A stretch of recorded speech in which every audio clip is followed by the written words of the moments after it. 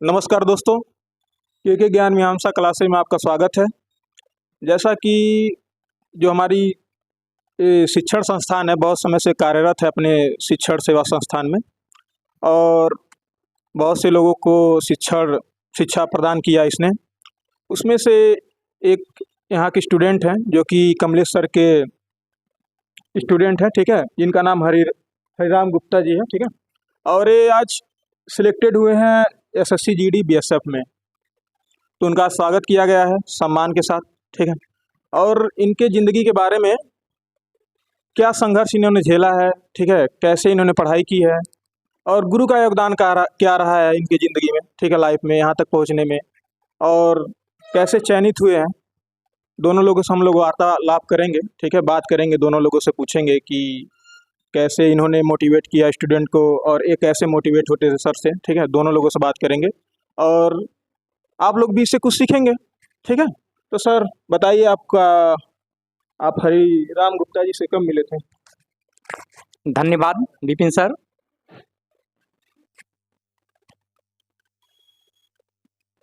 हमारे प्रिय शिष्य हरिराम गुप्ता जी का सिलेक्शन के पीछे इनके माता पिता का बहुत बड़ा योगदान रहा है, क्योंकि इस संसार में सर्वप्रथम माता पिता ही गुरु होते हैं और उसके बाद यह शिक्षक सहयोग के रूप में गुरु होते हैं। और हम यह संस्थान आप लोग के सहयोग के लिए खोले हैं। आप लोग नियमित रूप से आइए, पढ़िए और आप भी सिलेक्शन पाइए। इसके पहले हम गुरुकुल क्लासेज कौड़ीराम में 3 साल कार्यरत रहे।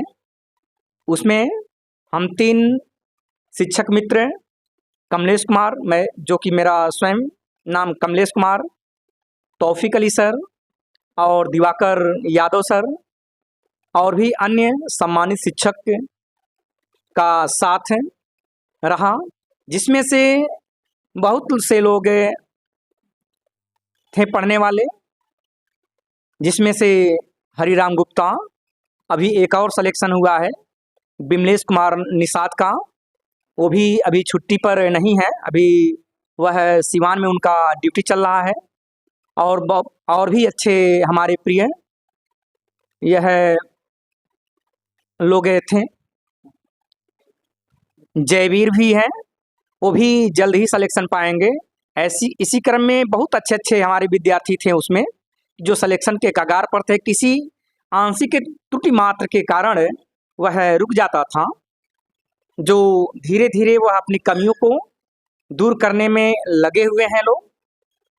और उसी बीच से 2 सिलेक्शन हुआ है हरिराम गुप्ता जी का, एसएससी जीडी के बीएसएफ विभाग में चयनित हुए हैं।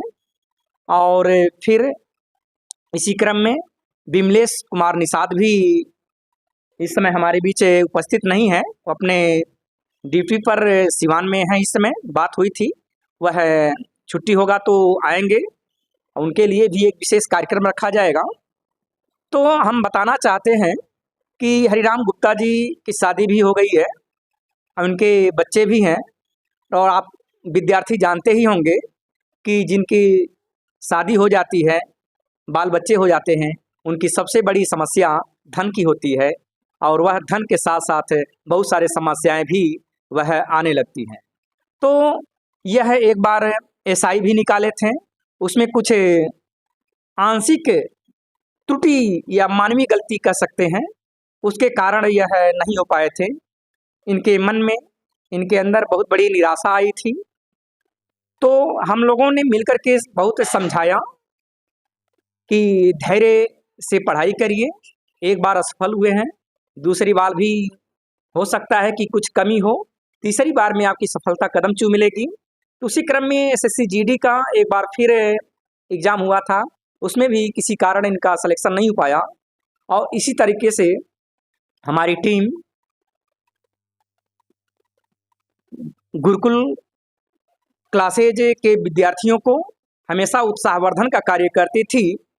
और जिसमें उत्साहवर्धन का जो कार्य करती थी निरंतर ज्ञान के साथ साथ, वह उन विद्यार्थियों के अंदर में, हृदय में छाया। कुछ विद्यार्थी ऐसे भी रहे कि कुछ उसमें बकवास टाइप समझते थे कि भाई ये सब क्या बता रहे हैं। तो जो ये सब बकवास टाइप समझते थे, वो तो कभी इस कोचिंग उस कोचिंग अपना जा करके वह अपना समय काटते थे। लेकिन कड़वा सत्य हकीकत यही है कि जो विद्यार्थी एक ही कोचिंग चुनाव करे तो बढ़िया करे, एक ही कोचिंग करे और उस कोचिंग में समय से अंत तक, यानी शुरू से अंत तक अपना साथ देता है, मानो समय देता है, और वह शिक्षक भी समय देते हैं, तो उनकी सफलता अवश्य कदम चूमेगी, जान लीजिएगा। और वही हुआ है, यह हरिराम गुप्ता जी के साथ यही हुआ है कि ज्ञान के साथ साथ हम लोगों ने उत्साहवर्धन का भी समय समय से हम लोग काम करते थे, जिसका परिणाम हरिराम गुप्ता जी के सामने आज झलक रहा है। और हरिराम गुप्ता जी आपको बताएंगे कि फिर कैसे कैसे उस मार्ग पर चले हैं। फिर एक बार बता ही चुके हैं, लेकिन अब थोड़ा सा और अच्छे से बताना चाहेंगे कि कैसे कैसे उन्होंने असफल हुए हैं, कैसे कैसे निरंतर वो अपने संघर्षों में लगे रहे हैं, और कैसे कैसे माता पिता का भी सहयोग रहा है। क्योंकि आज की दुनिया में, आज के संसार में माता पिता अगर शादी कर देते हैं बच्चों को, अगर बाल बच्चे हो जाते हैं, तो यही कहते हैं कि हे बाबू तू जा अपने बाल बच्चन के कमा खियाव, अब तू का करब पढ़ के। लेकिन इनके माता पिता महान हैं, जो इनके इस विवाह के बाद भी 2 बच्चे हुए, और उसके बाद भी जो उन्होंने साहस संघर्ष अपने जो दिए हैं, उनको हम सलाम करते हैं। और इसका अनुभव यह हरिराम गुप्ता जी खुद बताएंगे। हमसे एक गलती हुई है, इनके मात्र अभी एक ही पुत्र हैं, ठीक है, आगे प्रोग्रेस करेंगे। जैसा कि आप लोगों ने सुना कि कैसे कैसे दोनों लोगों का संबंध था, ठीक है, पढ़ाई के मामले में। और वाकई में अगर हमारे साथ अगर बढ़िया गुरु है तो हमें वो ज़मीन से आसमान तक ले जाने में बहुत सहायता करता है, ठीक है। और ऐसी कहानी ही है हरिराम गुप्ता जी के साथ, ठीक है। इन्होंने अब देखिए, अब इन्होंने अपने ज़िंदगी के बारे में तो पहले ही बता दिया कि मैंने बहुत से परीक्षाएं दी, उसमें असफल हुआ। और यकीन मानिए दोस्तों, अगर कोई व्यक्ति कुछ नंबर से या कुछ चीज़ों से छटता है ना, तो बहुत दुख होता है, और उस प्रेशर को होल्ड करना सबके बस की बात नहीं होती है। लेकिन जो उस प्रेशर को झेल लिया उस समय और फिर आगे बढ़ गया, तो उसको कोई नहीं रोक पाता है, ठीक है। जैसे मैंने बताया ना श्रीकांत बोल्ला का कहानी, अंधा व्यक्ति कई 100 करोड़ कंपनी का मालिक बन गया कि नहीं बन गया, जिसको कुछ दिखाई नहीं देता था। क्या था उसका? एक विजन था ना, विजन था एक, बढ़ गया। उसी तरह ध्यान दीजिए कि बहुत सारे ऐसे लोग हैं संघर्ष किए। आईपीएस मनोज कुमार शर्मा जी ने भी बताया था ना, 12वीं फेल थे, आईपीएस बने, आसान बात नहीं ना होता है। ऐसे ही जान लीजिए हरिराम गुप्ता की आज हम बात कर रहे हैं, यूपीएसआई नहीं निकाले, ठीक है, एसएससी जीडी में छठे, फिर बीएसएफ में सिलेक्ट हुए। तो जानना चाहेंगे कि आपने उस समय जब आप कम कम नंबर से जब आपकी सिलेक्शन रुक जाते थे, तो आप कैसे इसको मैनेज करते थे, आप बताइए थोड़ा। जब हम 2021 में एग्ज़ाम दिए थे जीडी का, उस समय हमारा नंबर तो अच्छा था, 78 नंबर थे, 78 नंबर थे मेरे एसएससी जीडी में। लेकिन जब एक कास्ट सर्टिफिकेट का जो मैटर था, जो कि डेट इशू था उसमें, तो उस समय मुझे डेट की वजह से मुझे बाहर कर दिया गया था। तो मैं थोड़ा हताश हो गया था। लेकिन मुझे संभालने वाले मेरे गुरु कमलेश सर हैं, मुझे बहुत समझाए। क्लास ओवर होने के बाद मुझे एक कोचिंग सेंटर में ही बैठा के समझाए कि हिम्मत मत हारिए, आगे कोशिश करते रहिए, आपका सिलेक्शन होगा। लेकिन मेरा एज ज़्यादा हो गया था, तो मुझे बहुत ज़्यादा टेंशन हो गया था कि आगे हो पाऊँगा कि नहीं हो पाऊँगा। मैं बिल्कुल समझ लीजिए कि एकदम मतलब क्या बोलते हैं उसको, हतोत्साहित हो गया था। मैं खुद को पढ़ने के आगे नहीं डालना चाहता था। मैं सोच रहा था कि अब कहीं निकल जाऊँ, या फिर जॉब करूँ, या फिर कहीं पढ़ाऊँ, या फिर दूसरा काम करूँ। लेकिन मुझे तौफीक सर ने और कमलेश सर ने बहुत उत्साहवर्धन के काम किया है। उन्होंने मुझे समझाया कि भाई आगे पढ़ो और आगे हो जाएगा। फिर मैंने 2021 में मेरी शादी हो गई थी, 15 जून 2021 को मेरी शादी हो गई। और फिर भी मैंने पढ़ाई जारी रखा शादी होने के बाद भी। और 2022 में मेरा एक बच्चा भी हुआ। और फिर पढ़ाई मैंने कभी भी छोड़ा नहीं, लगातार पढ़ाई आगे प्रयासरत रहा, पढ़ाई को मैंने कभी छोड़ा नहीं। और मैं 2022 का फिर फॉर्म फिलअप किया, दो SSC GD की वैकेंसी आई, उसमें मैंने फॉर्म फिलअप किया। और फॉर्म फिलअप करने के बाद एग्ज़ाम दिया, एग्ज़ाम करने के बाद देने बाद फिजिकल दिया, फिजिकल देने के बाद मेडिकल दिया, और मेडिकल देने के बाद फाइनल में मेरा नंबर आ गया। और फाइनल आने के बाद फिर मुझे पहले तो मुझे हरियाणा बुलाया गया, हरियाणा से फिर उसके बाद राजस्थान भेजा गया। राजस्थान में मेरा जोधपुर में ट्रेनिंग चल रहा है बालसमंद में। अभी 6 महीने का ट्रेनिंग पूरा हो चुका है और 5 महीने का ट्रेनिंग बाकी है। इसलिए आप सभी से मेरा यही अनुरोध है कि आप लोग पेशेंस बनाए रखें, धैर्य बनाए रखें। सफलता एक न दिन मिलना है, लेकिन अगर आप लोग सोचेंगे कि जल्दी से मिल जाए, तुरंत मिल जाए, तो ऐसा बिल्कुल नहीं हो सकता। और दूसरी बात, गुरु कभी छोटे या बड़े नहीं होते, गुरु का सम्मान हमेशा दिल से किया जाना चाहिए, क्योंकि गुरु के बिना हम लोग कभी अच्छे से चल भी नहीं पाते और ना तो बोल पाते। तो गुरु का सम्मान बनाए रखें, और कोशिश ये रहे कि आप लोग, कोई कोचिंग छोटा या बड़ा नहीं होता, छोटा बड़ा आपकी सोच होती है। अगर आप किसी भी कोचिंग में हैं, एक छोटा सा कोचिंग है, अगर आप वहाँ पढ़ाई कर रहे हैं तो आप खुद यहाँ पे ऑफलाइन पढ़ाई करिए, फिर घर पे जाके प्रैक्टिस कीजिए। और दूसरी बात, ऑनलाइन भी देखते रहिए, ऑनलाइन पढ़ाई करने से भी आप लोगों को बहुत सपोर्ट मिलता है। इसलिए कभी भी ये मत सोचिए कि कोचिंग छोटा है या सर लोग अच्छे से पढ़ा नहीं पाते हैं। अपना जो डाउट हो सर लोगों के पास बिल्कुल जैसे फ्रेंडली होते हैं, फ्रेंडली के तौर पे, अगर आपको क्लास में नहीं समझ में आता है तो क्लास ओवर होने के बाद सर से पूछ सकते हैं, सर ये डाउट था, ये बता दीजिए, क्योंकि मैंने ऐसा ही किया है। और दूसरी बात, जब टेस्ट होता है आप लोगों का, तो टेस्ट देने के बाद देखिए कहाँ कहाँ मैंने गलतियाँ की हैं। जो गलतियाँ की हैं उसी क्वेश्चन को आप लोग फिर सर्च कीजिए, मोबाइल में सर्च कीजिए, फिर किताब में ढूंढिए। अगर आप उसको ढूंढेंगे तो एक क्वेश्चन के साथ आपको कम से कम 10 क्वेश्चन आपके सॉल्व हो जाएंगे। तो कोशिश यही रहे कि जब भी आप टेस्ट दें, हमेशा अपने आप को निखारते रहें कि आज 10 नंबर आए तो कल 11 नंबर आना चाहिए, ऐसा करते रहिए। और निखारने के साथ साथ आप हमेशा आगे बढ़ने की ओर प्रयत्नशील रहिए। दूसरी बात, जो भी एग्ज़ाम आता है उसका सबसे पहले तो आपको सिलेबस पता रहना चाहिए कि मेरे सिलेबस में है क्या। जैसे अब अगर आप लोग यूपी कांस्टेबल दे रहे हैं या फिर SSC GD दे रहे हैं या फिर लेखपाल दे रहे हैं, तो उसमें पहले सिलेबस आप लोग जान लीजिए। रहे उसमें हिंदी का पेपर, आप लोग अगर पढ़े इंग्लिश तो आप लोगों का सिलेक्शन कभी नहीं होगा। तो जो भी पेपर रहे, अगर आप रेलवे का पेपर दे रहे हैं तो रेलवे का ही बस पढ़िए। ये मत सोचिए कि मैं जाके SSC सीरियल का पेपर तैयारी करूं और जाके रेलवे का पेपर दूं, तो उसमें आप लोग निकल नहीं पाएंगे। और हमेशा जीवन में, लाइफ में ये सोचिए कि पेशेंस हमेशा बनाए रखना है और हमेशा आगे बढ़ते रहना है। और मम्मी पापा को भी हमेशा सपोर्ट करना है कि हाँ मम्मी पापा मैं हो जाऊंगा। हमेशा उन लोगों को भी विश्वास दिलाना है कि, और कोई भी गलत कदम ना उठाएं, और हमेशा मतलब आगे बढ़ने की ओर सोचते रहें। धन्यवाद हरिराम जी, बहुत बढ़िया आप लोगों को समझाया। इन्होंने बताया कि मतलब ज़िंदगी में समस्याएं थी इनके भी, ठीक है, ऐसा नहीं है कि समस्याएं नहीं थी, और हमारी ज़िंदगी में भी, सबकी ज़िंदगी में समस्याएं रहती हैं, ठीक है, लेकिन समस्याओं से लड़े, ठीक है, और बहुत बढ़िया से लड़े, ठीक है। अब मान लीजिए किसी की फैमिली हो जाए, शादी हो जाए और बच्चे भी हो जाए, पढ़ना और प्रेशर झेल रहे हैं, एग्ज़ाम नहीं निकल रहा है, उसके बाद भी पढ़ना क्या हो सकता है पॉसिबल अच्छे से?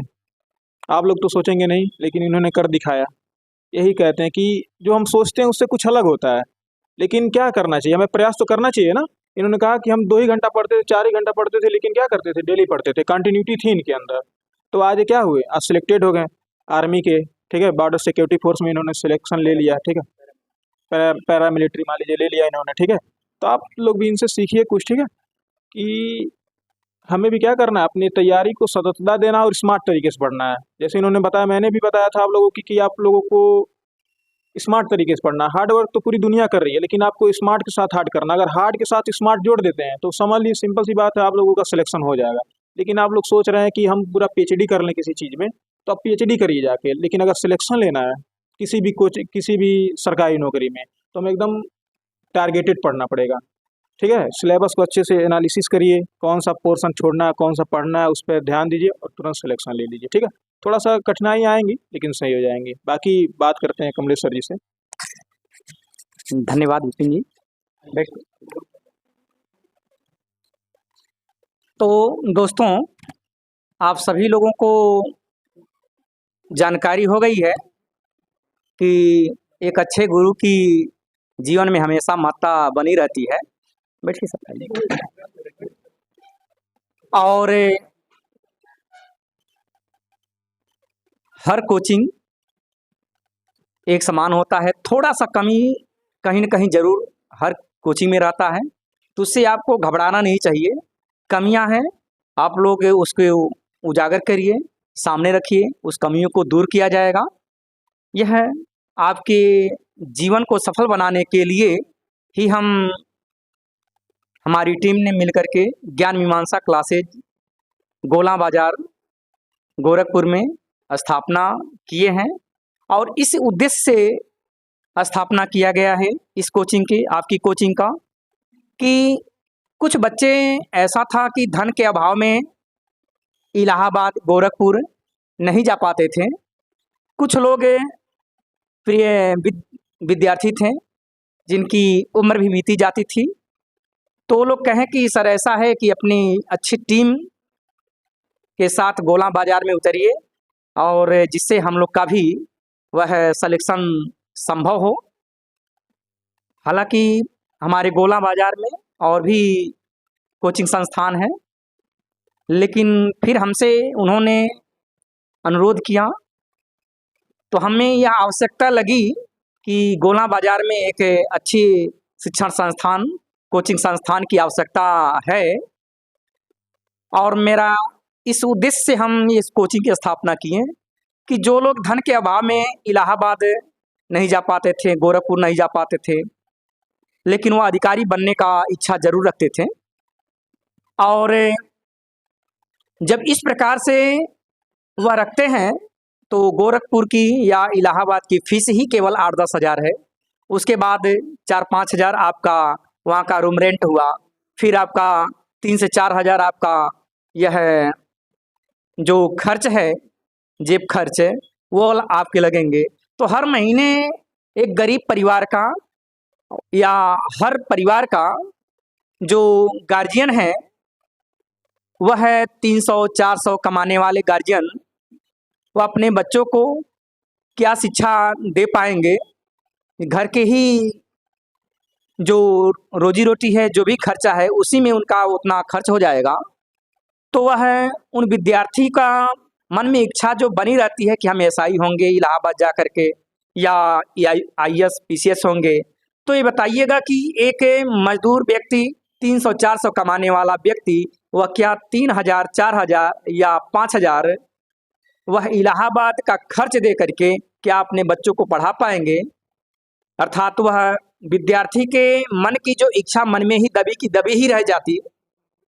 इसलिए मैंने विचार किया कि यहाँ 7 से 800, ज़्यादा फीस नहीं है आप लोग का, 7 से 800 फीस रख करके आप मंथली दे करके आप अपने उद्देश्यों की प्राप्ति कर सकते हैं। अगर इलाहाबाद से भी बेहतर शिक्षा गोरखपुर से भी अच्छी शिक्षा आपकी इस ज्ञान मीमांसा क्लासेज गोला बाजार में अगर मिलती है, तो आपके हर परिवार के लोग यहाँ गोला में आकर के पढ़ सकते हैं। और सबसे बड़ी बात यह है कि लड़कियों के लिए सबसे बड़ी समस्या रहती है कि जो लोग माता पिता अपने बच्चियों को, लड़कियों को दूर भेजने में असमर्थ होते थे, उनके मन में यह जुनून जरूर पैदा हो जाता है कि अगर उनकी लड़की कहती है कि नहीं पापा, हमारे घर के बगल में ही, गांव के बगल में ही, अपने करीब शहर में ही ज्ञान मीमांसा क्लासेज की स्थापना हुआ, वहाँ अच्छी पढ़ाई होती है, वहाँ हम जा कर के अपने उद्देश्य की प्राप्ति करेंगे, हम आईएएस बनेंगे, पीसीएस बनेंगे, यूपीपी बनेंगे, या एसएससी जीडी में सिलेक्शन पाएंगे, बैंक में सिलेक्शन पाएंगे, तो वह माता पिता जरूर एक बार सोचने के लिए विवश हो जाते हैं कि हमारी लड़की अगर पढ़ लिख करके कुछ बनना चाहती है और वह कोचिंग संस्थान हमारे घर से करीब ही है, तो हमें भेजने में क्या हर्ज है, जाओ बेटी तुम पढ़ो, अपने लक्ष्य की प्राप्ति करो। ऐसा माता पिता भी यह सोचने के लिए विवश हो जाते हैं और पढ़ने के लिए भेजते हैं। तो इस प्रकार लड़कियों के लिए भी यह उनके करीब शिक्षण संस्थान है, तो उनके लिए भी एक सुलभ रास्ता या मार्ग बन चुका है कि उनको भी पढ़ने का जो जुनून है, पढ़ करके अधिकारी बनने का जुनून है, वो सब सफल हो सकता है, बशर्ते आप लोग कोचिंग संस्थान में आकर के प्रतिदिन आप लोग पढ़ते रहिए, और पढ़ते ही रहिए। उतने से ही नहीं, लक्ष्य की प्राप्ति करने में 3 चीज की आवश्यकता होती है। दोस्तों, उसका आप लोग विशेष ध्यान दीजिएगा। हमारी ही कोचिंग में नहीं, किसी भी कोचिंग में आप रहिए। आप अगर गोरखपुर हैं तो गोरखपुर से हमारे ज्ञान मीमांसा क्लासेज में नहीं आएंगे, गोरखपुर में ही रहेंगे। खजनी आपका जान लीजिए अगर घर है तो वहाँ खजनी में ही पढ़ेंगे। अर्थात हमारा अपने से ही मतलब नहीं, किसी भी कोचिंग संस्थान में रहें आप लोग 3 बातों का ध्यान दीजिए, आपके लिए सफलता कदम चूम मिलेगी, जान लीजिएगा। वह 3 चीज क्या है, 3 टॉपिक क्या है? तत्परता, निरंतरता और अभ्यास। जिसे हमने थोड़ा सा क्रम में परिवर्तन कर दिया है कि पहले क्रम में निरंतरता आनी चाहिए आपकी, उसके बाद तत्परता होनी चाहिए, उसके बाद अभ्यास होनी चाहिए। ये 3 चीज अगर आपके मन में, आपके हृदय में है तो आप अवश्य सफल होंगे।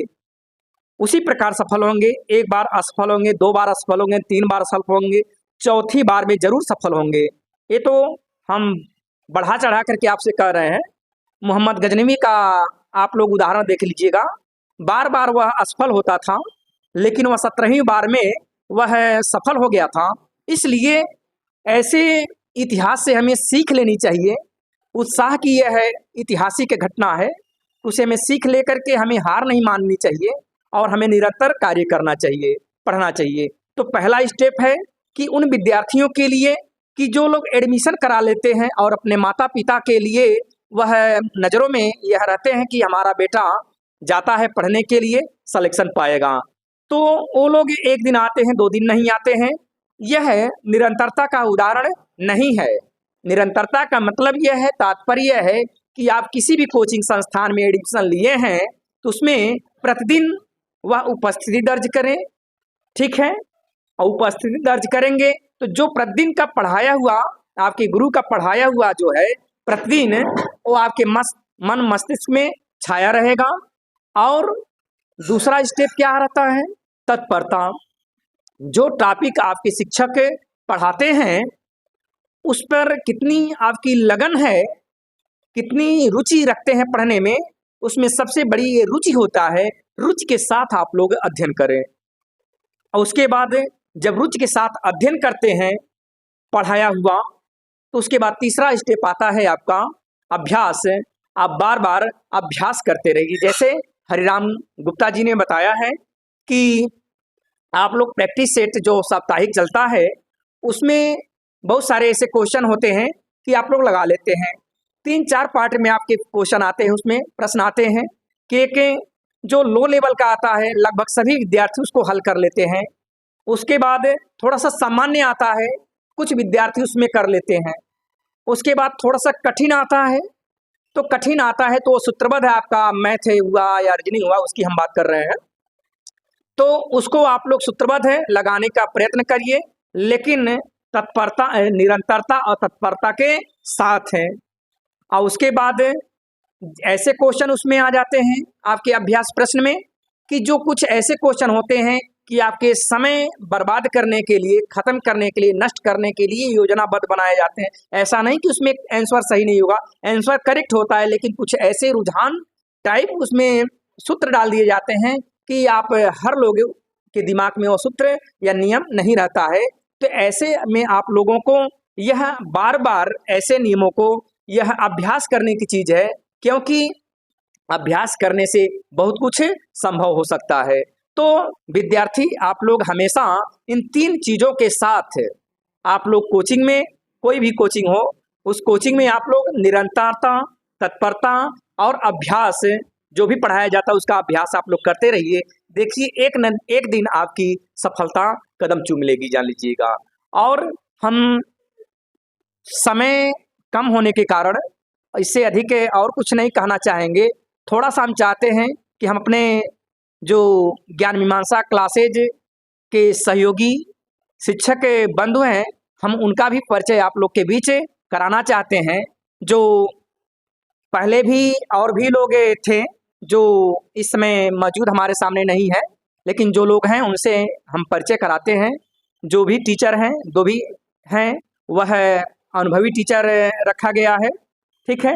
तो पहले क्रम में हम परिचय कराएंगे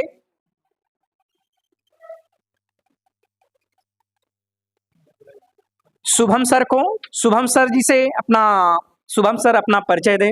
आपका इस कोचिंग में कौन सा विषय पढ़ाते हैं, किस प्रकार बताते हैं, ठीक ना, थोड़ा सा संक्षेप में बताने का प्रयत्न करें। सबसे पहले धन्यवाद सर का।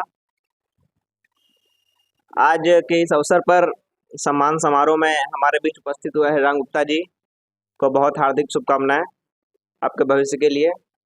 और सभी विद्यार्थी जो आए हुए हैं, आप लोग भी एक दिन यहाँ पर इसी प्रकार से आएंगे और हम लोग आप लोग का भी सम्मान समारोह का आयोजन करेंगे, तो इतनी मेहनत आप लोग को करना है। मेरा नाम शुभम कुमार है और मैं ज्ञान मीमांसा क्लासेस में जीएस का शिक्षक हूँ। क्योंकि जीएस का भार मेरे ऊपर है, इसलिए सारा कार्यभार मेरे ही हाथ में है जीएस का। और बाकी सर लोग सभी उपस्थित हैं और आप लोग ध्यान से पढ़ाई करिए और एक दिन आप लोग का भी यहाँ पर स्थान रहेगा, ठीक है। तो ज़्यादा समय ना लेते हुए मैं ये कहना चाहूँगा कि सभी लोग सर के बताए हुए रास्ते पर चलिए और 3D फार्मूला को अपनाइए। पहला है 3D फार्मूला, सभी लोग याद कर लेंगे। सर ने बताया अभी कि तत्परता था और क्या सर, तत्परता, निरंतरता और अभ्यास। ये जो 3D फार्मूला है सर का, ये 3D फार्मूला अपनाते रहिए, ठीक है। आप लोग हमेशा इसको याद करिए। इसी प्रकार आप चलेंगे तो आप लोग का भी स्थान एक दिन उस कुर्सी पर होगा।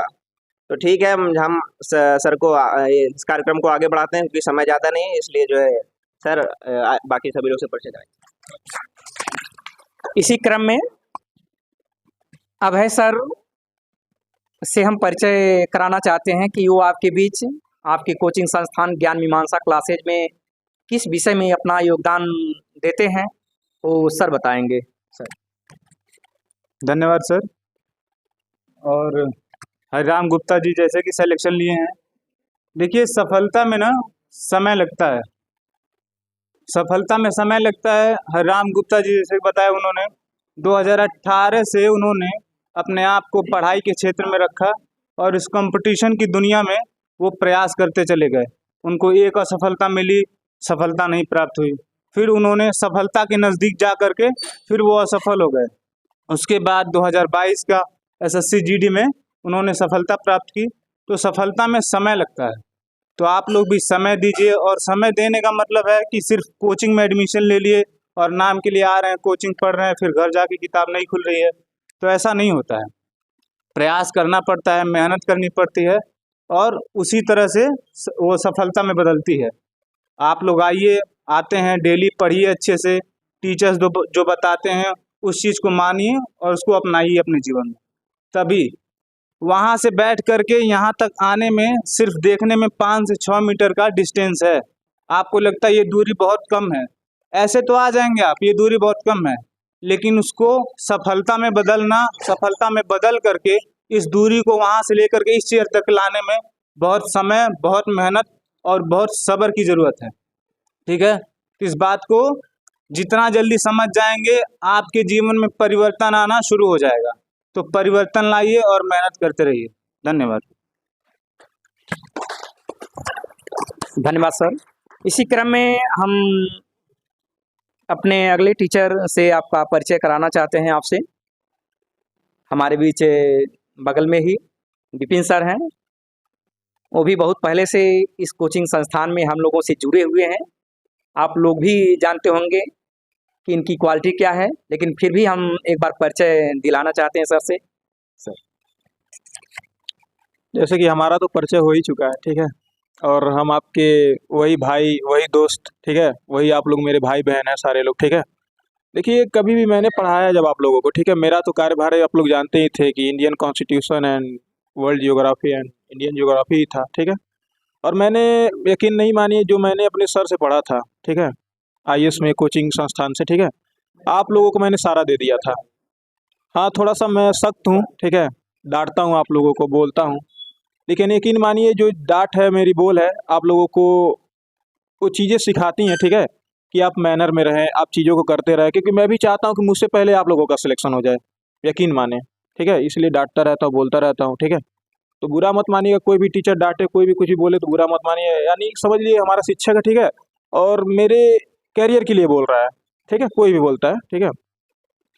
और पढ़ाई करिए आप लोग अच्छे से, बस इतना ही कहना, इतना पढ़ाई करिए ठीक है अच्छे से कि जो अभय सर ने बताया जो 6 मीटर का डिस्टेंस है, आप लोग भी जल्दी यहाँ पर करिए, हम लोग आपका स्वागत करेंगे, आपका माल्यार्पण करेंगे, ठीक है, हृदय दिल से, ठीक है।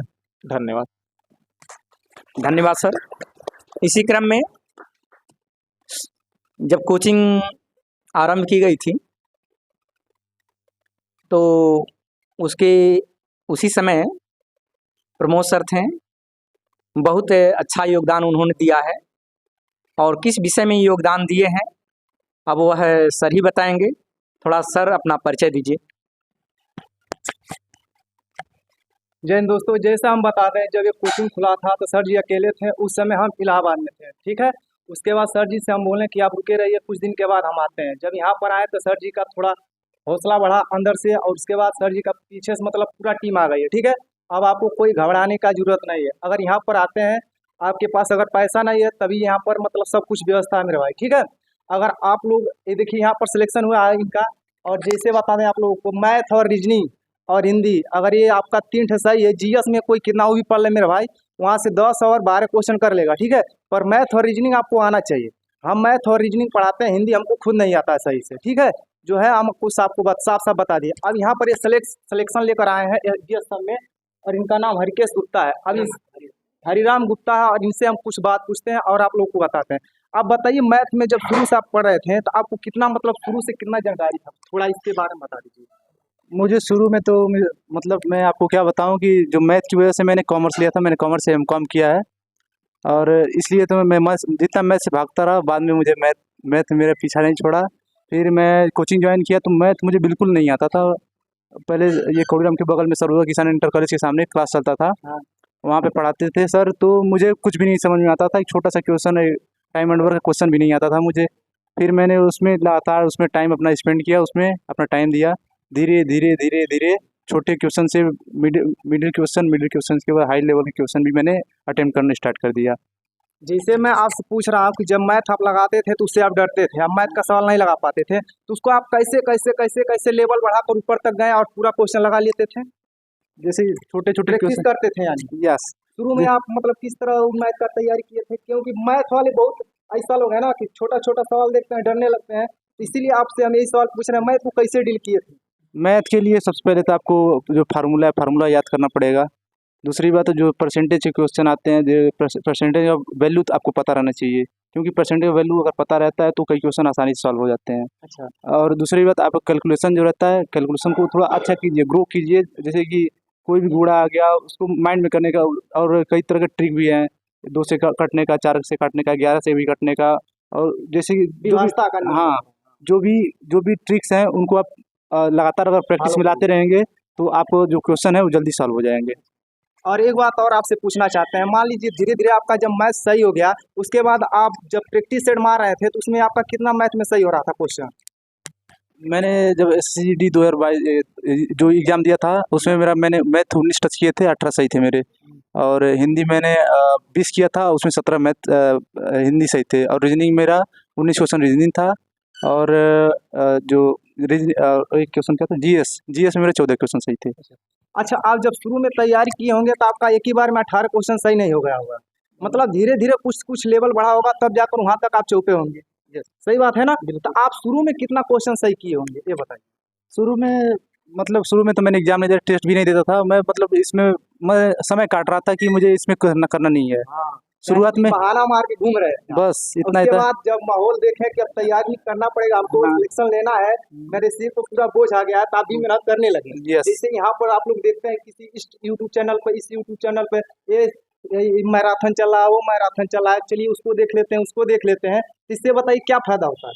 इससे और देखिए, फ़ायदा बहुत होता है, क्योंकि अगर अलग अलग देखते हैं तो वहाँ से भी मतलब मिलता है कि कैसे पढ़ना चाहिए, क्या क्या पढ़ना चाहिए, और इसमें चल क्या रहा है, जैसे कि एग्जाम में क्या आ रहा है उससे भी पता चलता है, ऑनलाइन से भी पता चलता है।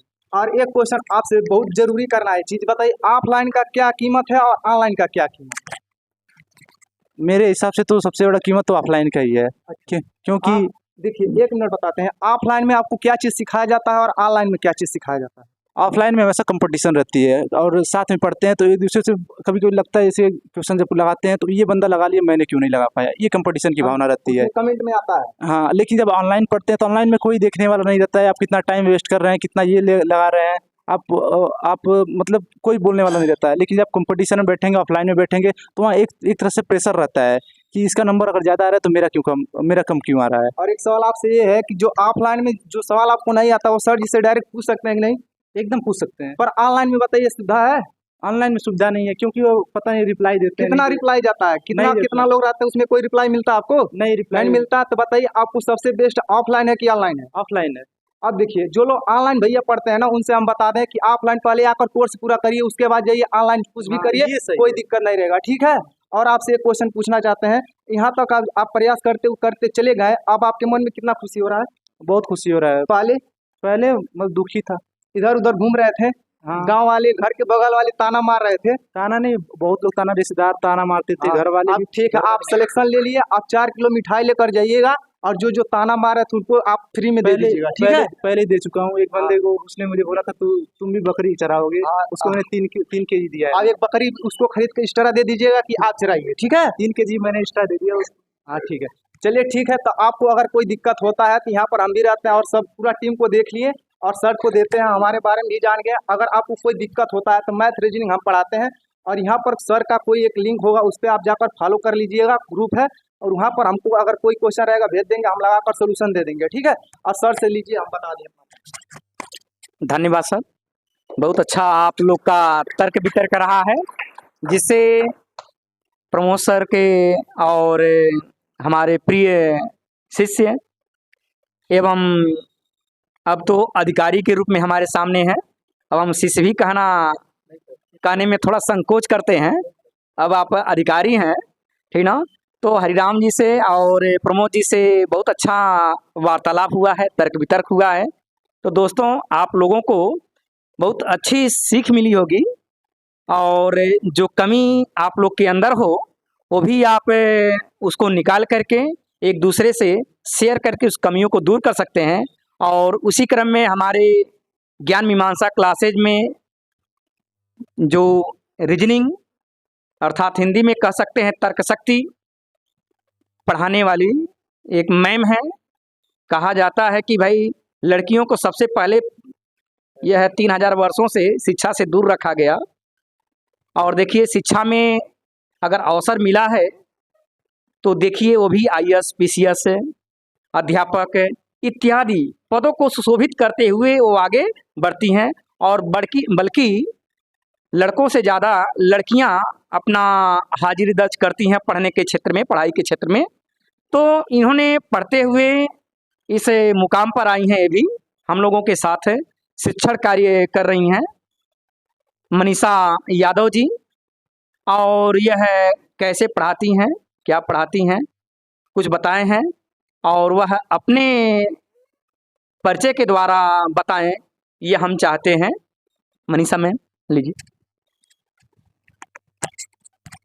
बहुत बहुत धन्यवाद सर आपका, और मैं हरिराम गुप्ता जी को बहुत बहुत बधाइयाँ देना चाहूँगी, क्योंकि इन्होंने इस ऊंचाइयों को छुआ है, और आप लोगों को भी अग्रिम बधाइयाँ कि इस ऊंचाई तक आप लोग भी संघर्ष करके आइए, क्योंकि ये ऊंचाइयाँ मिली नहीं है, इन्होंने उस हक के लिए लड़ाई के लिए लड़ा और ये ऊंचाइयाँ छीना है। आप लोगों को भी कंपटीशन बहुत ज़्यादा है और आप लोगों को भी इस ऊंचाइयों को क्या करना है, छीनना है। इस तरीके से सर ने मतलब जैसे बताया है कि निरंतरता, तत्परता और अभ्यास, इन तीनों चीज़ों को आप लोग फॉलो कीजिए। कहते हैं कि एक दिन में कुछ नहीं होता है, पर एक दिन जरूर होता है। तो सफलता के लिए क्या करना है, संघर्ष तो करना ही पड़ेगा। एक न एक दिन आप लोग भी सफल होंगे और इस ऊंचाइयों को छुएंगे। आप लोगों का भी इस सम्मान समारोह में आयोजन किया जाएगा और आप लोगों को भी बुलाया जाएगा। इस तरीके से मतलब पढ़ाई कीजिए कि आप लोग सफल हो जाइए, क्योंकि असफलता समाज नहीं मांगता है। समाज में आप कितना भी परिश्रम करते हैं, कोई परिश्रम नहीं देखता है। इंडिया में ऐसा है कि यहाँ पर लोग परिश्रम नहीं, परिणाम देखते हैं। तो मैं अपनी बातों को विराम देना चाहूँगी, क्योंकि समय बहुत ज़्यादा निकल रहा है। इसके लिए धन्यवाद। धन्यवाद मैम, आपने हम सभी से अच्छा बोला है। कम शब्दों में आपने बहुत कुछ कह दिया है। और इस तरह के भाव तो गागर में सागर भरा जाए कि समानता है, जो बिहारी जी ने कहा है, ठीक ना। और इसके बाद यह कार्यक्रम समापन की ओर चलता है।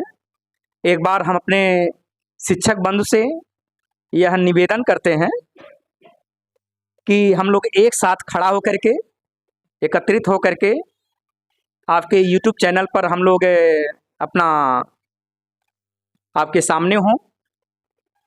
आइए आप लोग।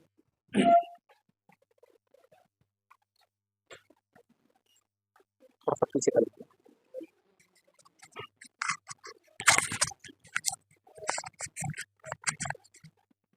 सभी लोग आइए, पीछे पीछे कर लीजिए, पीछे कर लीजिए। ऐसा करिए कि यह है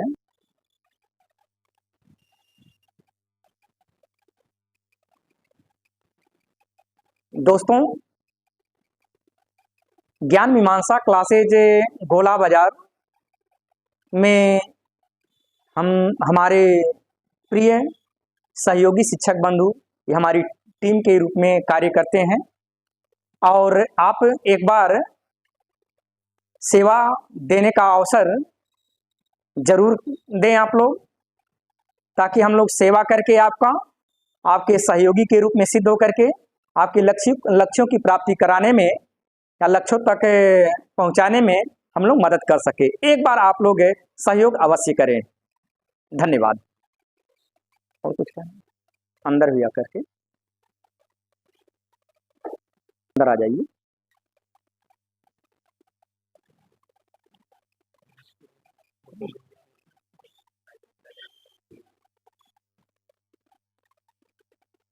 ऐसे धीरे धीरे जाकर के उधर से फिर इधर।